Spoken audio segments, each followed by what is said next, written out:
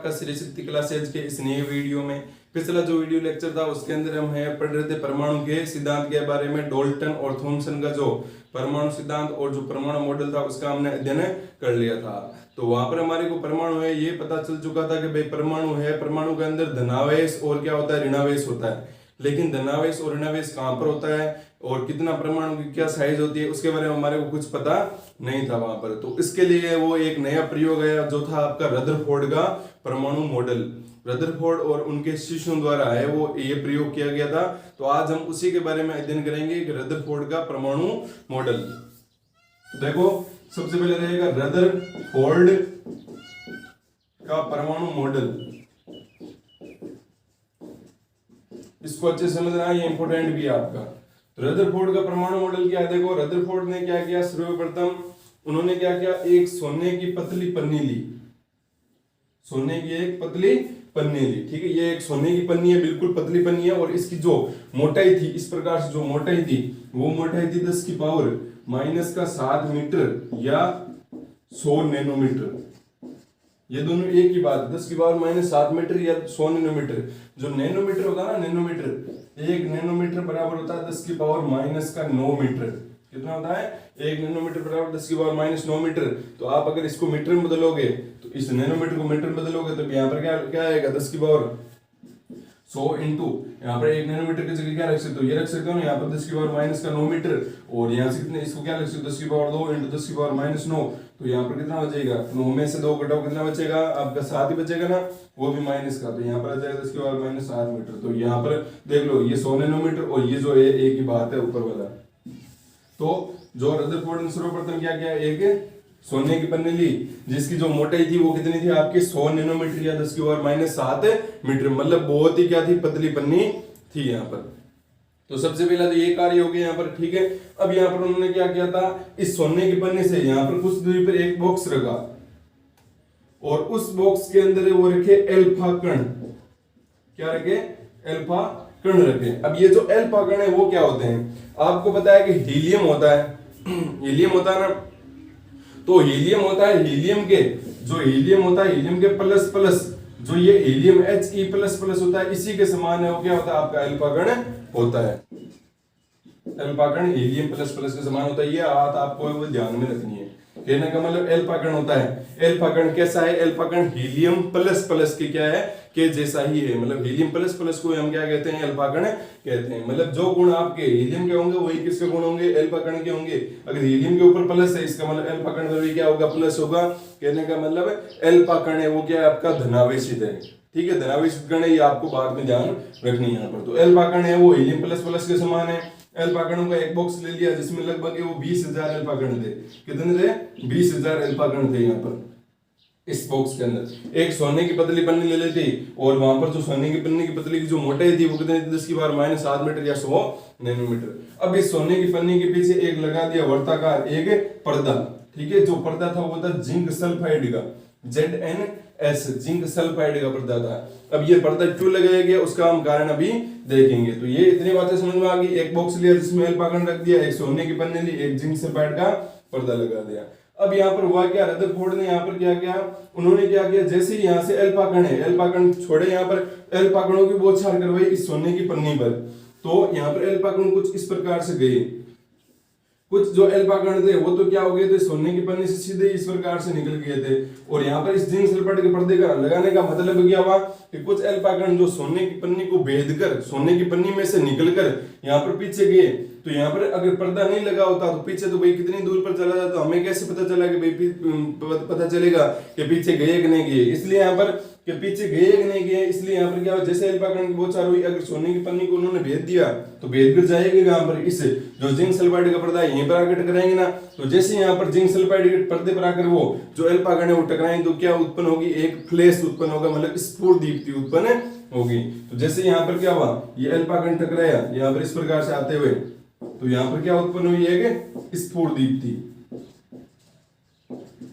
स्फुर दीप्ति जिसको हम फ्लैश बोलते हैं। ठीक है, फ्लैश कहते हैं यहाँ पर।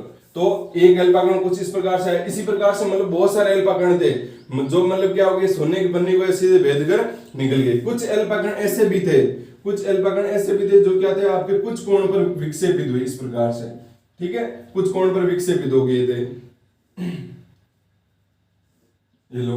और अधिकांश जो अल्फा कण है वो क्या होते थे, आपके सीधे कोण पर निकल गए थे। इन 20,000 अल्फा कणों में से 20,000 अल्फा कणों में से केवल एक अल्फा कण ऐसा था जो क्या हुआ, इसे अल्फा कणों के बॉक्स में से निकला, ये जो यहाँ पर सोने की पन्नी है उससे जाके टकराया और टकराने के पश्चात वापस उसी दिशा में आ गया 180 डिग्री के कोण से। तो यहाँ पर हुआ क्या, जैसे अल्फा कण है यहाँ से निकला, अब हमें बताया कि अल्फा कण पर क्या होता है, धनावेश होता है, तो यहाँ पर जैसे ही वो यहाँ पर इस जगह पर टकराया तो अल्फा कण वापस क्या हो गया, 180 डिग्री के कोण पर वापस क्या आ गया, इसी बॉक्स की तरफ आ गया, इससे टकरा कर आगे यहाँ पर। तो यहाँ पर हुआ क्या, देखो आपको पता है कि अल्फा कण पर जो आवेश था वो कौन सा था, अल्फा कण पर आवेश था वो कौन सा था, प्लस था, ठीक है। तो प्लस, ये चीज ध्यान रखना कि प्लस और प्लस एक दूसरे को प्रतिकर्षित करते हैं, मतलब एक दूसरे को दूर धकेलना चाहते हैं, ठीक है। और जो माइनस प्लस है वो एक दूसरे को क्या करते हैं, आकर्षित करते हैं। यहाँ पर सेम चीज माइनस माइनस भी एक दूसरे को क्या करेंगे, प्रतिकर्षित करेंगे। ये तो प्रतिकर्षित करते हैं, एक दूसरे को एक दूसरे से दूर की ओर धकेलते हैं, ठीक है। जैसे आपने चुंबक को भी देखा होगा, जब आप दो चुंबक है उनको पास में लेकर आते हो तो वहां पर क्या होता है, कुछ आपकी कुछ मतलब कभी तो क्या होती है, चुंबक आपस में आकर्षित करती है और कभी क्या होता है, जो चुंबक है वो क्या करती है, आपस में प्रतिकर्षित करती है। तो ऐसा क्यों होता है, क्योंकि वहां पर चुंबक के दो ध्रुव होते हैं, एन और एस। तो जब समान ध्रुव आते हैं, मतलब एन एन आता है, तब तो प्रतिकर्षण होता है, और जब विपरीत ध्रुव आते हैं, एस और एन आता है, तब वहां पर क्या होता है, आकर्षण होता है। तो यहाँ पर भी वही होगा, जब प्लस प्लस या माइनस माइनस एक दूसरे के पास में आएंगे तो क्या होगा, प्रतिकर्षण होगा, माइनस प्लस या फिर प्लस माइनस आएंगे तब एक दूसरे में क्या होगा, आकर्षण होगा, ठीक है। ये बात आपको ध्यान में रखनी है। तो यहाँ पर देखो अल्फा कण है, अल्फा कण क्या हुआ, कुछ इस प्रकार से जा रहा था, और अल्फा कण जा रहा था कुछ इस प्रकार से, और जैसे ही यहाँ पर टकराया, टकराते ही वापस 180 डिग्री कोण पर चला गया। इसका मतलब कहीं ना कहीं यहाँ पर इस जगह पर क्या होगा, एक प्लस तो होगा ना, यहाँ पर कुछ नहीं हुआ, कुछ अंतर नहीं आया, इसका मतलब यहाँ पर कोई भी आवेश नहीं है यहाँ पर, ठीक है। और यहाँ पर देखो कुछ कोण पर, ये भी तो देखो अल्फा कण कुछ कोण पर विक्षेपित हुए, इसका मतलब अल्फा कण जो यहाँ पर आया था वो इसके पास में गया, तो इसने इस प्लस ने जो यहाँ पर इसके केंद्र पर जो प्लस था उसने क्या कर दिया, अल्फा कण को प्रतिकर्षित कर दिया। अब थोड़ा सा प्रतिकर्षित किया, इसलिए कुछ कोण पर क्या हो गया, विक्षेपित हो गया। और एक अल्फा कण ऐसा था जो 20,000 अल्फा कणों में से एक अल्फा कण ऐसा था जो क्या हुआ था, आपका सीधा यहाँ पर गया और यहाँ से वापस 180 डिग्री कोण पर वापस आ गया। तो यही रदरफोर्ड का प्रयोग था। बिल्कुल आसान है, सरल भाषा में समझना है। एक सोने की पन्नी ली गई जिसकी मोटाई थी 100 नैनोमीटर थी, एक अल्फा कणों का बॉक्स लिया गया, अल्फा कणों के बॉक्स के अंदर लगभग 20,000 अल्फा कण थे। उन 20,000 अल्फा कणों की है वो सोने की पन्नी पर क्या करवाई, बौछार करवाई। सोने की पन्नी के पीछे क्या लगा दिया, एक जिंक सल्फाइड का पर्दा लगा दिया, ताकि जो भी स्फुट उत्पन्न हो वहां पर उसका पता चल सके। अब यहाँ पर अल्फा कण है, अल्फा कण से क्या हुआ, जैसे यहाँ पर बौछार करवाई तो कुछ अल्फा कण, मतलब अधिकांश जितने भी अल्फा कण थे वो सोने की पन्नी को भेद करे वो चले गए। कुछ अल्फा कण ऐसे थे जो कुछ कोण पर विक्षेपित हुए, जैसे ये देखो यहाँ पर, ठीक है, 60 कोण पर, 30 कोण पर, अलग अलग कोणों पर क्या हुए, विक्षेपित हुए। 20,000 अल्फा कणों में से केवल एक अल्फा कण ऐसा था जो सोने की पन्नी से टकराने के पश्चात वापस उसी दिशा में, मतलब 180 डिग्री कोण से वापस जो अल्फा कण का बॉक्स था उसकी तरफ आ गया था, ठीक है। तो ये हो गया आपका रदरफोर्ड का जो परमाणु मॉडल है उसका प्रयोग कैसे हुआ था, भाई रदरफोर्ड ने कैसे प्रयोग किया था।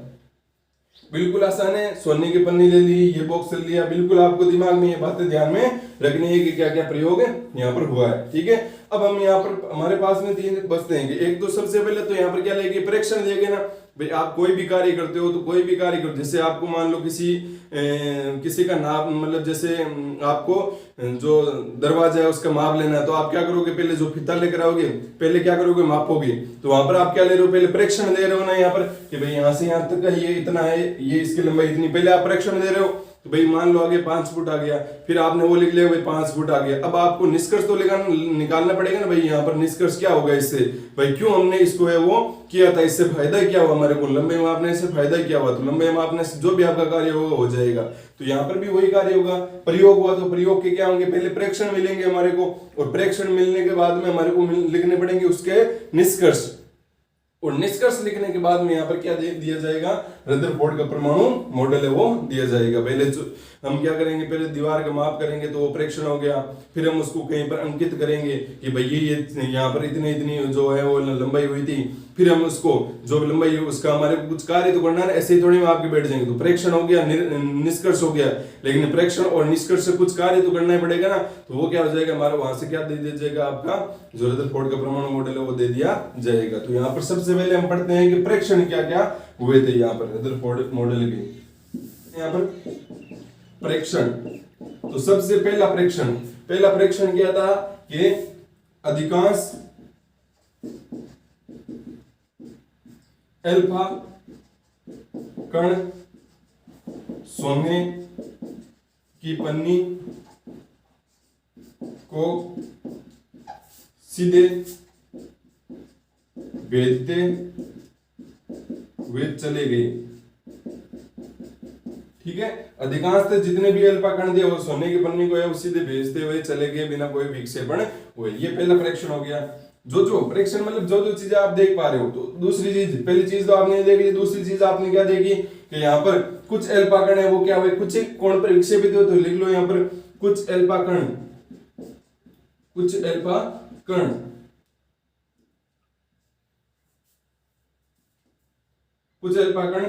किसी कोण से विक्षेपित हुए।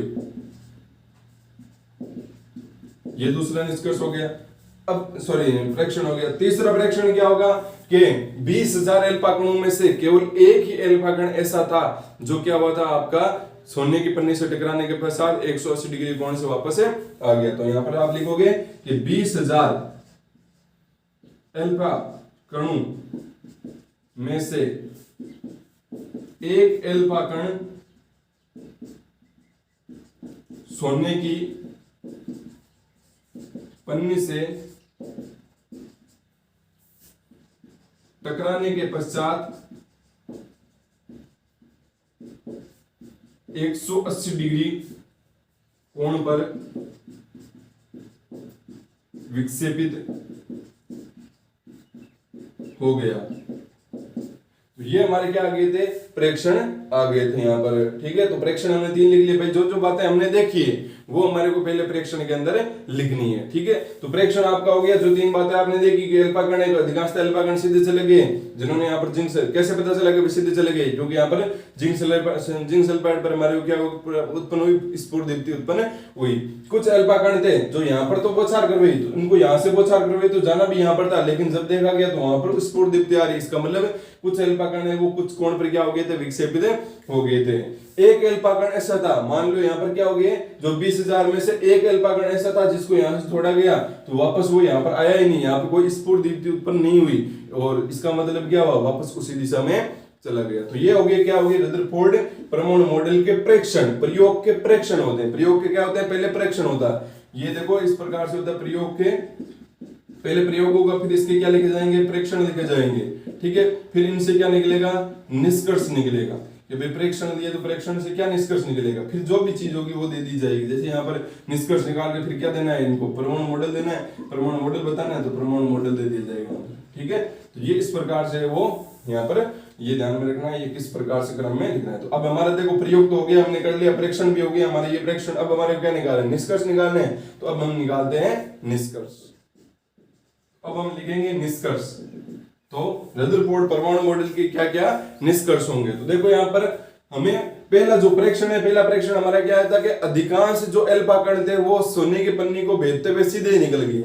इसका मतलब क्या हुआ कि अल्फा कण पर कौन सा आवेश था, अल्फा कण पर धनावेश था। इसका मतलब परमाणु का जो अधिकांश भाग होता है वो क्या होता है, खोखला होता है, उसके अंदर कोई भी आवेश नहीं होता है वहां पर, अधिकांश भाग के अंदर। ठीक है, तो यहाँ पर आप लिखोगे कि पहला जो आपका निष्कर्ष कि भाई परमाणु जो मतलब अल्फा कण, अधिकतर अल्फा कण सीधे निकल गए, इसका मतलब अल्फा कण को कोई परेशान करने वाला वहां पर नहीं था ना। अगर कोई परेशान करने वाला होता वहां पर तो वहां पर अल्फा कण की गति में कुछ ना कुछ परिवर्तन होगा, वो कुछ ना कुछ कोण पर विक्षेपित होता। तो यहाँ पर क्या हो गया, पहला जो निष्कर्ष हो गया कि परमाणु का जो अधिकांश भाग है वो क्या होता है, आपका खोखला होता है। तो यहाँ पर पहला जो निष्कर्ष है कि परमाणु का अधिकांश भाग खोखला होता है।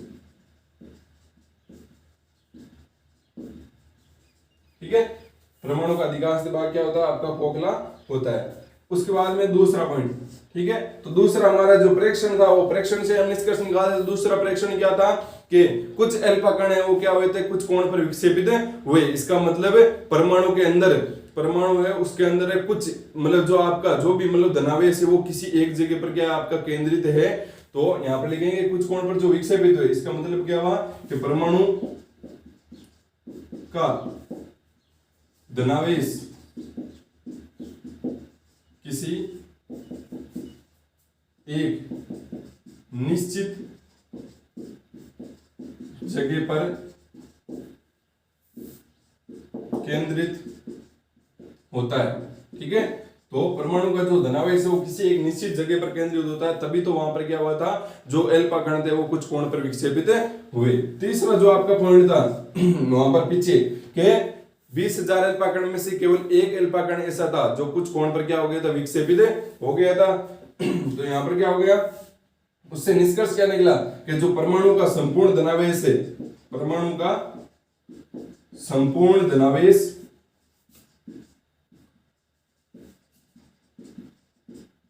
परमाणु के केंद्र में स्थित होता है, परमाणु के केंद्र में स्थित होता है, ठीक है। जिसे जिस केंद्र को या जिसे नाभिक कहते हैं, जिसे क्या कहते हैं, नाभिक कहते हैं। तो ये क्या निकल गया आपके, जो हमने 3 प्रेक्षण लिखे थे उन 3 प्रेक्षणों के हमारे को क्या मिल गए, निष्कर्ष मिल गए। बिल्कुल आसान था, अधिकांश अल्फा कण भेदकर सिद्ध चल गए। इसका मतलब परमाणु का अधिकांश भाग क्या रहेगा, खोखला रहेगा, ठीक है। कुछ अल्फा कण है कुछ कोण पर विक्षेपित हुए, इसका मतलब अल्फा कण पर आपका धनावेश था। अब धनावेश को धनावेश से परेशान कर सकता है, तो वहां पर क्या होगा, धनावेश, तो मतलब वहां पर परमाणु का जो भी धनावेश है वो कहां पर स्थित होगा, आपका एक किसी निश्चित जगह पर क्या होगा, केंद्रित होगा। पूरे भाग में, पूरे परमाणु में ना फैलकर किसी एक निश्चित जगह पर होगा। फिर हमने देखा कि परमाणु का जो परमाणु है उसके अंदर जो हमने जब 20,000 अल्फा कणों की बौछार की तो वहां पर 20,000 में से एक अल्फा कण ऐसा था जो वापस उसी दिशा में आ गया। इसका मतलब क्या हुआ, इसका मतलब हुआ कि परमाणु का जो संपूर्ण धनावेश है वो कहां पर स्थित है, परमाणु के केंद्र में स्थित है, और जिसे हम क्या कहेंगे, नाभिक कहेंगे, ठीक है। तो ये हो गए आपके निष्कर्ष, तो ये आपको ध्यान में रखने। अब हमारा प्रयोग हो गया, प्रेक्षण हो गए, और उसके बाद में निष्कर्ष हो गए। अब हमारे को क्या देना है, इसका परमाणु मॉडल देना है कि परमाणु मॉडल में क्या क्या दिया जाएगा। तो यहाँ पर देखो, चलो लिखते हैं यहाँ पर रदरफोर्ड का परमाणु मॉडल प्रेक्षणों और निष्कर्षों के आधार पर। निष्कर्ष या निष्कर्षों के आधार पर परमाणु मॉडल, निष्कर्षों के आधार पर परमाणु मॉडल। तो यहाँ पर सबसे पहली बात है कि परमाणु के अंदर क्या होता है, धनावेश भी होता है, ऋणावेश भी होता है, ठीक है। तो यहाँ पर सबसे पहले लिखेंगे कि परमाणु, पहले तो वही लाइन लिख लेंगे, परमाणु का अधिकांश भाग खोखला होता है, ठीक है। दूसरा पॉइंट कि परमाणु का संपूर्ण द्रव्यमान व धनावेश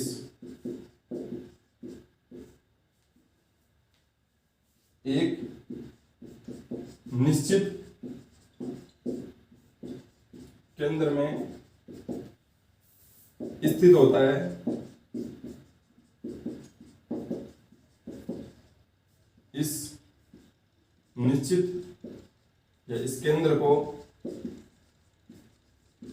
नाभिक कहते हैं, केंद्र को क्या कहेंगे, नाभिक कहते हैं, ठीक है। तो ये आपका हो गया दूसरा परमाणु मॉडल के परमाणु का संपूर्ण द्रव्यमान कहने वाले ये आपका परमाणु इस प्रकार से, ठीक है।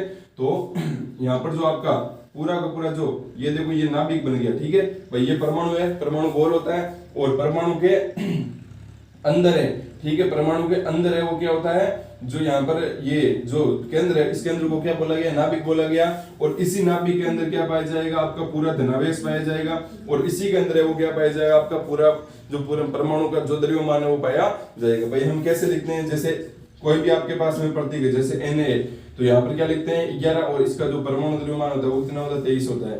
तो मतलब हम यहाँ पर क्या लिखते हैं Z लिखते हैं, और यहाँ पर क्या लिखते हैं A लिखते हैं। ये लिखते हैं यहाँ पर, ये ध्यान में रखना है, कोई भी तत्व का यहाँ पर जो आगे नीचे लिखी जाएगी, ये Z क्या बताता है परमाणु संख्या को, किसको बताता है परमाणु संख्या को, A क्या बताता है परमाणु द्रव्यमान को। तो यहाँ पर हमें पता है परमाणु के अंदर क्या रहते हैं, इलेक्ट्रॉन भी रहते हैं, प्रोटॉन भी रहते हैं।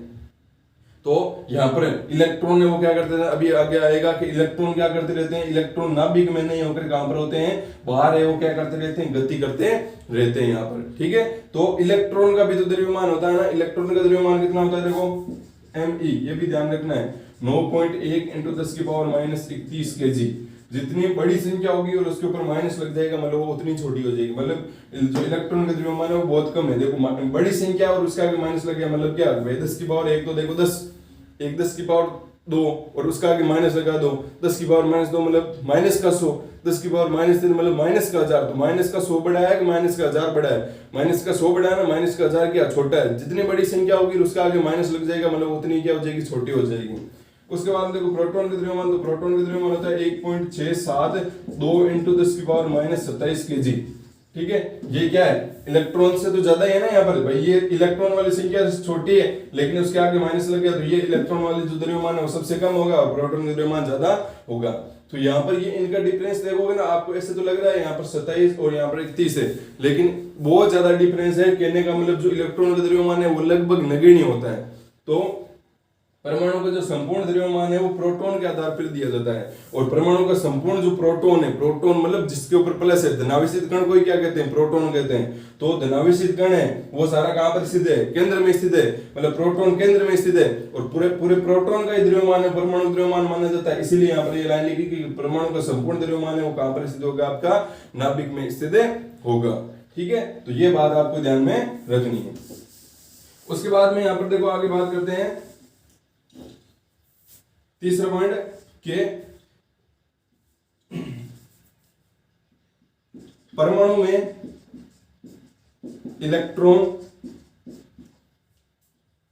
में इलेक्ट्रॉन नाभिक के चारों ओर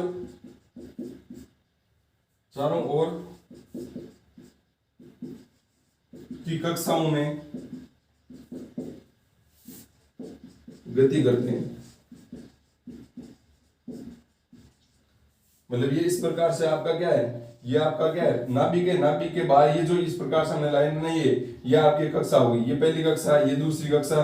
तो यहाँ पर आपका पूरा प्रोटॉन रहेगा, और जो भी इलेक्ट्रॉन रहेंगे वो कहां पर रहेंगे, आपके नाभिक में क्या करते रहते हैं, गति करते रहते हैं। प्रोटॉन है वो गति नहीं करता है, ये आपका प्रोटॉन, इसके चारों तरफ कौन गति करेगा, आपका इलेक्ट्रॉन है वो गति करता रहेगा यहाँ पर, ठीक है। तो ये बात तीसरी इसने परमाणु मॉडल के आधार पर बता दी थी। अब आगे देखो, परमाणु विद्युत उदासीन होता है, ये तो हमारे को किसने बताया था, थॉमसन ने भी बताया था। फिर भी यहाँ पर देखो इन्होंने भी बता दिया कि परमाणु विद्युत उदासीन होता है। कैसे विद्युत उदासीन होता है, इसमें जितने इलेक्ट्रॉन होंगे उतने ही क्या होंगे, प्रोटॉन होंगे। अर्थात परमाणु में जितने इलेक्ट्रॉन उतने प्रोटॉन, तो जितने इलेक्ट्रॉन होंगे उतने ही क्या होंगे, प्रोटॉन होंगे। तो मतलब जितने आपके माइनस होंगे उतने ही अगर आपके प्लस हो जाएंगे तो वो क्या हो जाएगा, उदासीन हो जाएगा। तो परमाणु क्या होता है, आपका विद्युत उदासीन होता है। विद्युत कोई भी चीज उदासीन होने का मतलब ये नहीं कि उसके अंदर आवेश नहीं है, ये चीज आप ध्यान रखना। कोई भी वस्तु उदासीन है इसका मतलब ये नहीं है कि उसके अंदर आवेश नहीं है। जैसे आपकी एक लकड़ी होती है, ठीक है, तो लकड़ी को हम क्या मानते हैं कि लकड़ी है वो विद्युत का चालन नहीं करती, इसका मतलब उदासीन है, ठीक है। तो इसका मतलब ये थोड़ी है कि लकड़ी के अंदर है वो कोई आवेश नहीं है। लकड़ी भी तो किससे मिलकर बनी हुई है, परमाणु से मिलकर बनी हुई है ना भाई। क्योंकि हमने देखा है कि प्रत्येक जो पदार्थ है, पदार्थ बात आती है पूरे संसार में जितनी भी चीजें हैं वो सारी पदार्थ ही होती है। तो प्रत्येक जो पदार्थ होता है वो किससे मिलकर बना होता है, आपका एक छोटी इकाई से मिलकर बना होता है, और उस छोटी इकाई को हम क्या कहते हैं, परमाणु कहते हैं। तो लकड़ी भी एक परमाणु से मिलकर बनी है ना। और परमाणु के अंदर, परमाणु के तो हम अध्ययन कर रहे हैं कि भाई परमाणु क्या चीज है। तो परमाणु के हमें पता चल गया कि परमाणु के अंदर क्या होता है, धनावेश भी होता है, ऋणावेश भी होता है यहाँ पर धनावेश और ऋणावेश। तो इसका मतलब कोई भी अगर वस्तु उदासीन है इसका मतलब ये नहीं है कि उसके अंदर आवेश नहीं है, आवेश तो है, लेकिन वहां पर धनावेश और ऋणावेश है वो क्या है, समान मात्रा में है, ठीक है। तभी वो क्या कहलाती है, विद्युत उदासीन कहलाती है। तो यहाँ पर विद्युत उदासीन होने का मतलब उसके अंदर परमाणु, और परमाणु के अंदर जितने इलेक्ट्रॉन है उतने ही क्या रहते हैं, आपके प्रोटॉन रहते हैं, इसलिए वो क्या होता है, विद्युत उदासीन होता है यहाँ पर। अब यहाँ पर देखो आगे 5वां पॉइंट है। 5वां पॉइंट यहाँ पर क्या बताया गया कि परमाणु है, हमें पता है कि परमाणु किस प्रकार से होता है आपका, ये आपका देखो ये कक्षा हो गई, ये कक्षा हो गई, इसमें इलेक्ट्रॉन घूमते रहते हैं, ये आपका नाभिक हो गया। तो परमाणु है वो क्या आपका देखो इस प्रकार से ये कक्षा है, परमाणु हो गया आपका। तो परमाणु की भी त्रिज्या होगी ना कुछ, परमाणु है तो परमाणु की भी तो त्रिज्या होगी ना यहाँ पर। तो परमाणु की, क्योंकि परमाणु एक गोला है, परमाणु क्या है कि गोला है। अब आप बोलोगे परमाणु गोला है, ये कैसे पता चला, या फिर मतलब ये गोला ही क्यों होता है, उसका कारण क्या है। तो देखो जो वस्तु गोले के रूप में होती है उसको किसी जगह पर रहने के लिए कम से कम स्पर्श की आवश्यकता होती है। मान लो ये अगर गोला नहीं है तो इसको जमीन में रखेंगे तो इसका ये पूरा पृष्ठ है वो क्या होगा, जमीन से संपर्क में रहेगा।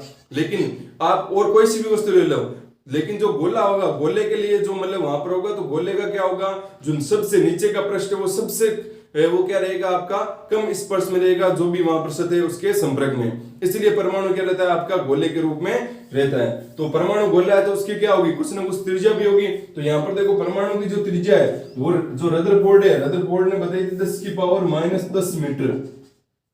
परमाणु की त्रिज्या कितनी होती है, 10 की पावर -10 मीटर। तो यहाँ पर मैं लिख देता हूं कि परमाणु की त्रिज्या, तो परमाणु की त्रिज्या होती है आपकी 10 की पावर -10 मीटर, मीटर में होती है ये देखो। अब अगर मान लो आपको इसको सेंटीमीटर में कन्वर्ट करना है, तो देखो सेंटीमीटर में पता है आपको कि 1 सेंटीमीटर, या आप लिख लो कि 1 मीटर बराबर कितना होता है, 100 सेंटीमीटर होता है। तो आप 100 सेंटीमीटर होता है, तो आपको यहाँ पर मीटर की जगह क्या चाहिए, सेंटीमीटर। तो आपको पता है कि 1 मीटर बराबर 100 सेंटीमीटर, भाई ये मीटर समान है यहाँ पर। तो यहाँ पर आप इस 1 मीटर की जगह क्या रख दो, ये 100 सेंटीमीटर रख दो। तो यहाँ पर क्या हो जाएगा, 10 की पावर -10 इंटू क्या हो जाएगा 100 को क्या मैं लिख सकता हूँ, 10 की पावर 2 लिख सकता हूँ, और ये किस में आ गया आपका, सेंटीमीटर में। अब देखो कितना हो जाएगा, 10 की पावर -2, आधार समान घाती जुड़ जाएगी, माइनस का 10 और प्लस का 2 जोड़ोगे तो कितना बचेगा आपका, -8। तो मतलब 10 की पावर -8 सेंटीमीटर। तो मीटर में तो होती है 10 की पावर -10 मीटर, और सेंटीमीटर में होती है 10 की पावर -10 मीटर। ये होगी परमाणु की त्रिज्या, इस परमाणु की त्रिज्या हुई है 10 की पावर -10 मीटर। अब यहाँ पर देखो नाभिक भी तो आपका क्या है, एक गोला ही है ना। तो नाभिक है उसकी भी कुछ ना कुछ क्या होगी, त्रिज्या होगी। तो जो नाभिक की त्रिज्या होती है, ये जो यहाँ से यहाँ तक की जो त्रिज्या होती है नाभिक की, वो होती है 10 की पावर -15 मीटर। 10 की पावर कितनी होती है, -15 मीटर। तो देखो यहाँ पर लिख देता हूं मैं कि नाभिक की त्रिज्या, तो नाभिक की जो त्रिज्या होती है वो होती है 10 की पावर -15 मीटर। और या इसको अगर आप सेंटीमीटर में कन्वर्ट करोगे तो कितना आएगा, देखो सेंटीमीटर में कन्वर्ट करोगे तो आएगा 10 की पावर -15 मीटर इंटू कितने से गुणा कर दो, 10 की पावर 2 सेंटीमीटर आ जाएगा। तो कितना आ जाएगा, 10 की पावर -15 + 2 मतलब -13 सेंटीमीटर आ गया। तो नाभिक की त्रिज्या सेंटीमीटर में तो होती है 10 की पावर -13 सेंटीमीटर, और मीटर में होती है 10 की पावर -15 मीटर। परमाणु की त्रिज्या है वो मीटर में होती है 10 की पावर -10 मीटर, और जो आपका सेंटीमीटर है उसके अंदर होती है 10 की पावर -8 मीटर। तो ये हो गया आपका परमाणु है कि परमाणु की त्रिज्या कितनी होती है, नाभिक की त्रिज्या क्या होती है, और परमाणु क्या होता है। परमाणु का अधिकांश भाग खोखला हो गया। परमाणु का संपूर्ण द्रव्यमान धनावेश से एक निश्चित जगह पर केंद्रित रहता है। परमाणु को इलेक्ट्रॉन, जितने इलेक्ट्रॉन है ना, मतलब इलेक्ट्रॉन होते हैं उतने क्या होते हैं, प्रोटॉन होते हैं। उसके बाद में कि परमाणु में जो इलेक्ट्रॉन होते हैं वो क्या करते हैं, नाभिक के चारों तरफ वो कक्षाओं में गति करते रहते हैं, ठीक है। और उसके बाद में हमारे को परमाणु की त्रिज्या और नाभिक की त्रिज्या बता देगी ये रदरफोर्ड मॉडल के द्वारा। तो ये हमने प्रयोग पढ़ लिए, फिर हमने प्रेडिक्शन लिख लिए, फिर हमने निष्कर्ष लिख लिया। अब हमने निष्कर्षों के आधार पर क्या दे दिया, यहाँ पर परमाणु मॉडल दे दिया, ठीक है। अब यहाँ पर जो रदरफोर्ड मॉडल है उसकी कुछ कमियां भी है, तो वो कमियां क्या है, या फिर रदरफोर्ड मॉडल है वो सक्सेसफुल क्यों नहीं हुआ, ठीक है, उसका हम यहाँ पर कारण देखेंगे। तो रदरफोर्ड मॉडल की कमियां, रदरफोर्ड मॉडल की कमियां। तो देखो रदरफोर्ड मॉडल की कमियां क्या थी कि रदरफोर्ड है वो इलेक्ट्रॉन के स्थायित्व की व्याख्या नहीं कर सका। रदरफोर्ड पहली कमी थी कि इलेक्ट्रॉन के स्थायित्व की व्याख्या नहीं कर सका, ठीक है। कैसे नहीं कर सका कि हमें पता है कि भाई इलेक्ट्रॉन है, इलेक्ट्रॉन क्या करते रहते हैं, ये नाभिक ये प्रोटॉन यहाँ पर पाए जाते हैं। तो जो आपके एक और ध्यान रखना कि यहाँ पर जैसे क्या देखा गया कि परमाणु का द्रव्यमान देखा गया कि परमाणु के द्रव्यमान में कितना होता है, तो हमें पता है परमाणु में क्या पाए जाते हैं, इलेक्ट्रॉन प्रोटॉन पाए जाते हैं। लेकिन जब देखा गया कि परमाणु का द्रव्यमान कितना होता है, तो इलेक्ट्रॉन का द्रव्यमान और प्रोटॉन का द्रव्यमान दोनों को जोड़ा गया और इसका भाई इलेक्ट्रॉन प्रोटॉन। तो ये मान लो आपका कोई एक परमाणु है, तो परमाणु का द्रव्यमान किसके बराबर होता है, इलेक्ट्रॉन और प्रोटॉन के बराबर होता है। तो यहाँ पर जितने इसके अंदर इलेक्ट्रॉन थे प्रोटॉन थे उनको मापा गया और उनका भार माप लिया। मान एक बार ऐसे एग्जाम्पल के लिए मान लो 50 kg आ गया, ठीक है भाई, ये तो बहुत ज्यादा है, फिर भी ये बहुत कम है, मैं सिर्फ उदाहरण के लिए बोल रहा हूँ। मान लो इसका 50 kg आ गया और असल में जब इसको एक्चुअल में मापा गया तब इसका भार है वो कुछ क्या आ गया, 51 kg आ गया। क्या आ गया, 51 kg या 51 से ज्यादा मान लो 87 kg आ गया। तो यहाँ पर ये फिर ये 70 ये जो यहाँ पर एक्स्ट्रा जो यहाँ पर आया है वो कहाँ से आया है, तो वो वहां पर एक नई खोज हुई, उसमें पता चला कि परमाणु के अंदर प्रोटॉन इलेक्ट्रॉन भी होते हैं, उसके अलावा एक और होता है जिसको बोलते हैं न्यूट्रॉन। और न्यूट्रॉन भी कहां पर पाया जाता है, आपका इसी नाभिक के अंदर पाया जाता है। और न्यूट्रॉन पर कोई भी आवेश नहीं होता है, इलेक्ट्रॉन पर आवेश होता है नेगेटिव, प्रोटॉन पर आवेश होता है पॉजिटिव, और न्यूट्रॉन को n से प्रदर्शित करते हैं, उस पर आवेश होता है 0, मतलब कहने का मतलब उदासीन होता है। तो ये भी आपको ध्यान रखना है। तो इलेक्ट्रॉन का स्थायित्व कैसे वैज्ञानिक कर सका, मैक्सवेल नामक एक वैज्ञानिक था, उसने क्या बताया था कि अगर कोई भी एक आपके पास में कण है और उसके ऊपर आवेश है, तो वो कण अगर गति करेगा तो गति करते करते उसकी ऊर्जा में क्या होगी, कमी होगी। तो इलेक्ट्रॉन भी क्या है, इलेक्ट्रॉन के ऊपर भी क्या आवेश है। अब इलेक्ट्रॉन अगर गति करेगा तो इलेक्ट्रॉन की ऊर्जा में भी क्या होगी, हानि होगी, और ऊर्जा में हानि होगी तो बेचारा क्या करेगा, धीरे धीरे कहां पर गिर जाएगा, ये नाभिक के अंदर गिर जाएगा। मतलब कुछ इस प्रकार से इलेक्ट्रॉन गति करते हुए इस प्रकार से ऊर्जा कम हुई, अंदर ऊर्जा कम हुई और कम हुई और कम हुई और अंत में कहां पर गिर जाएगा, आपका नाभिक के अंदर गिर जाएगा। और नाभिक के अंदर गिरते ही प्लस और माइनस मिलेंगे तो बहुत ज्यादा ऊर्जा की निकलेगी जिससे विस्फोट होगा। जबकि ऐसा रियल में होता थोड़ी है भाई, रियल में थोड़ी होता है। यहाँ पर कोई भी जैसे लकड़ी है तो बड़ी बड़ी थोड़ी फूटने लग जाती है, नहीं होता ना। तो इसका मतलब इलेक्ट्रॉन है, वो इलेक्ट्रॉन का स्थायित्व है वो कैसे होता है, इसके बारे में रदरफोर्ड है वो नहीं बता सका यहाँ पर। कि मैक्सवेल ने तो बताया था कि इलेक्ट्रॉन कोई भी आवेशित वस्तु, मैक्सवेल नाम ने बताया कोई भी आवेशित वस्तु है वो अगर गति करेगी तो उसकी ऊर्जा में क्या होगी, हानि होगी। तो ऊर्जा में हानि होते होते वो कहां पर गिर जाना चाहिए, परमाणु के अंदर गिर जाना चाहिए, लेकिन वो ऐसा नहीं होता है। इसका मतलब रदरफोर्ड इलेक्ट्रॉन की स्थायित्व की व्याख्या नहीं कर सका। दूसरा जो पॉइंट था कि जो रदरफोर्ड है वो स्पेक्ट्रम की भी व्याख्या नहीं कर सका। अब स्पेक्ट्रम क्या होता है इसके बारे में जो हमारा अगला मॉडल आएगा उसमें हमें पढ़ेंगे। स्पेक्ट्रम की भी व्याख्या नहीं कर सका यहाँ पर अच्छे से। तो ये रदरफोर्ड की मॉडल की कुछ कमियां होगी, कुछ आप जो आपकी बुक है वहां से देख लेना। एक बात और ध्यान देनी है कि रदरफोर्ड मॉडल को सौर मॉडल भी कहते हैं। क्या कहते हैं, सौर मॉडल। जिस प्रकार से सूर्य होता है, जैसे ये सूर्य है जिसकी तरह वो क्या करते रहते हैं, गति करते रहते हैं ना। तो यहाँ पर भी वही है कि यहाँ पर आपका क्या है, एक नाभिक है, नाभिक के चारों तरफ इलेक्ट्रॉन गति करते रहते हैं। तो इसलिए रदरफोर्ड मॉडल को सौर मॉडल भी कहते हैं। तो ये हो गया आपका रदरफोर्ड मॉडल, क्या प्रयोग किया, क्या निष्कर्ष निकाले, कैसे उन्होंने मॉडल दिया और उनकी क्या क्या कमियां थी। ठीक है, अब हम आगे जो हमारा मॉडल रहेगा नील्स बोर का मॉडल, उसका हम अध्ययन करेंगे। तो जो आपका ये आज जो हम सातों चैप्टर कर रहे हैं, सातों चैप्टर के आपके जो मतलब आपको है वो बुक्स है वो उपलब्ध करवा दी जाएगी, या आपके पास में जो भी बुक्स है वहां से आप नोट्स बनाते हैं तो आपको नोट्स के अंदर वही इंपॉर्टेंट बातें लिखनी है जो आवश्यक हो। जैसे अनावश्यक बातें नहीं लिखनी है कि भाई रदरफोर्ड ने ये किया वो किया वो वहां पर गए, ये नहीं लिखना। आपको जो आवश्यक बातें भाई आप लिखोगे, हेडिंग डालोगे रदरफोर्ड का परमाणु मॉडल। अब मैंने क्या लिखा वहां पर कि रदरफोर्ड ने क्या किया, सर्वप्रथम एक सोने की पतली पन्नी ली, सबसे पहले ये काम था ना। अब ऊपर जो भी उसको छोड़ दो, आपको उससे क्या करना है। उन्होंने सबसे पहले मतलब सोने की पन्नी ली जिसकी मोटाई थी 100 नैनोमीटर। ठीक है, उस सोने की पन्नी लेने के बाद उन्होंने लिया एक अल्फा कणों का बॉक्स, उन अल्फा कणों के बॉक्स में लगभग 20,000 अल्फा कण। फिर वहां पर क्या हुआ, सोने की पन्नी के पीछे एक जिंक सल्फाइड का पर्दा लगा दिया। ठीक है, ताकि वहां पर स्फुर दीप्ति उत्पन्न हो सके। फिर उन्होंने 20,000 अल्फा कणों की बौछार की। इन अल्फा बौछार करने से निम्न प्रेक्षण प्राप्त हुए। फिर आप हेडिंग डालोगे प्रेक्षण, फिर वो जो आपकी पॉइंट है वो प्रेक्षण लिख दोगे। प्रेक्षण आने के बाद में आप लिखोगे, अब वहां पर आपको प्रेक्षण लिखने फिर एक्स्ट्रा कोई चीजें नहीं लिखनी है कि ये हो गया था और वो हो गया था। फिर आप लिखोगे भाई निष्कर्ष। तो निष्कर्ष में आप निष्कर्ष लिख दोगे और उसके बाद में आप लिख दोगे भाई निष्कर्षों के आधार पर परमाणु मॉडल, फिर परमाणु मॉडल लिख दोगे और फिर वहां पर क्या लिखोगे भाई रदरफोर्ड मॉडल की कमियां, और फिर कमियां लिख दोगे। जो अनावश्यक बातें होती है उनको आप छोड़ दिया करो, जो आवश्यक बातें होती है, इतने तो समझदार हो ही आप, यहाँ तक आ गए हो 10वीं में 10वीं क्लास के अंदर, इसका मतलब आपको पता होना चाहिए कि कौन सी आवश्यक है कौन सी अनावश्यक है बात है। उन्हीं के आधार आपको क्या करना है, नोट से वो तैयार करने हैं ताकि आपके लिए वो आसान रहे। आप जब भी पढ़ो तब आपके लिए आसान रहे। कोई भी चीज ऐसा अनावश्यक का मतलब आप ऐसे नहीं कि कोई भी है जो इंपॉर्टेंट चीज है वो आप छोड़ दो। आप पढ़ते हो तो आपको पता चल जाएगा कौन सी इंपॉर्टेंट है कौन सी इंपॉर्टेंट नहीं है वहां पर, तो आपको ये भी ध्यान में रखना है। ठीक है, तो इस प्रकार से आपको नोट से वो बनाते हैं जाने यहाँ पर।